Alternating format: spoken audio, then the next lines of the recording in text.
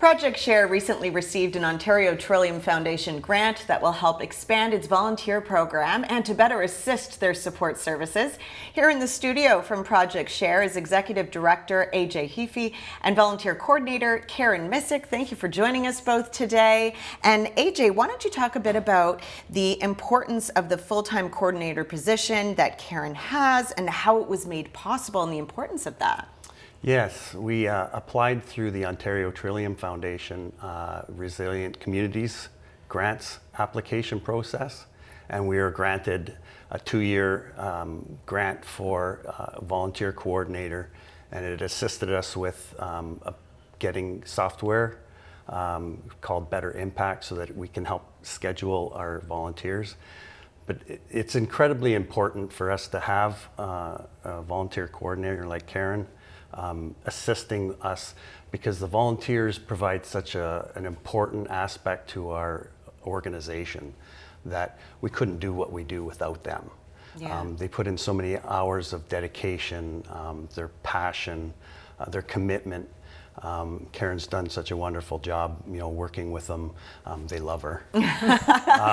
Well, why don't we ask Karen here? So Karen, what's the experience been like so far and working with all of the volunteers and then coordinating everybody? Well, it's been an incredible experience. It's a lot of work. Yeah. We do have a high number of volunteers. Like right now there's about 185 volunteers that are active at Project Share. Primarily their role is working in our food bank. So we do serve a large number of clients that come in every day. So our volunteers are the ones that are frontline, and they're working with them in the food bank, making sure they get the right amount of food. We've got volunteers in the back sorting through donated food items, stocking shelves, sorting through produce. It's a full operation, and the volunteers are the ones that are in the thick of it, and they're doing the hard work, and we could not do what we do without them. And so this grant has allowed me to do this role, so coordinating the schedule and just making sure everything runs smoothly day to day. And so AJ, why don't you just tell us a bit about the need, so the overall need in the community for Project Share and to have volunteers step up? It's really increased over the last couple of years. It's incredible to think how our numbers have grown. We're looking back at some of our stats, and we're really seeing like a doubling of our people that come into right. our organization. So we're seeing upwards of 130 people, housed families a day. Wow. So it's hard to keep up with. So our staff obviously will see the people that come into our organization, and then the volunteers are the ones that follow through in the food room and work in the warehouse, stocking the shelves, getting the produce, yeah. non-perishable items together.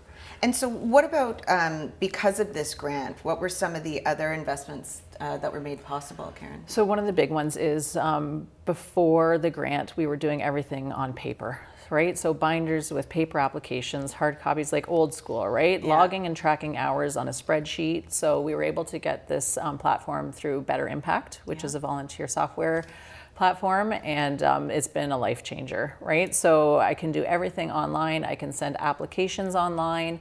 Been able to streamline things with like policies and procedures. Everything is now in line with like volunteer code, with the code through Volunteerism Canada. So just to able to do everything with better practice. So Better Impact has been one of the biggest game changers that we've been able to do with this grant. Well, yeah. and that's wonderful. And AJ, maybe you can touch a bit on what are some of the specific services that Project Share offers to clients in the area? So our main feature is food bank. Mm-hmm. So that's what brings most people into our agency. But we also have an eviction housing loss prevention program. Mm-hmm. So we're funded through the region, as well as we've reached out to Ontario Trillium Foundation as well. So they've funded in part one of our staff people. We do, actually what's coming up now is Snacks and Sneakers. It's our back to school program. Mm-hmm. But we do an Ontario Energy Support Program, OESP, so people can apply for an energy rebate for their hydro. Mm-hmm. We also have Christmas program that we do, and just referrals and advocacy Yeah. through other organizations, just to make sure we're meeting the needs of whoever comes through our door. And Karen, how important are the volunteers? Oh, extremely. Like I said, we could not do what we do without them. To give you a rough number, we need about 125 volunteers a week to operate the food bank. Okay. And that's a mix of roles, like we said, front facing with clients, in the back doing the warehouse stuff. We have 2 warehouses, like one is like stocking our food room. We have the attached warehouse sorting through the donated food items. So just keeping that schedule up to date, because volunteers come and they go for various reasons. We have worked with a lot of newcomers to Canada, which has been a really rewarding experience. But those newcomers come for to gain skills, and then they gain employment, so they leave, right? So just trying to onboard volunteers to make sure that that schedule is full, so that we can keep our operations run smoothly. So. Well, excellent. Yeah. Well, thank you to you both for coming in and for all the work that you do within the community. Thank you. Thanks for having us. Thank you so much.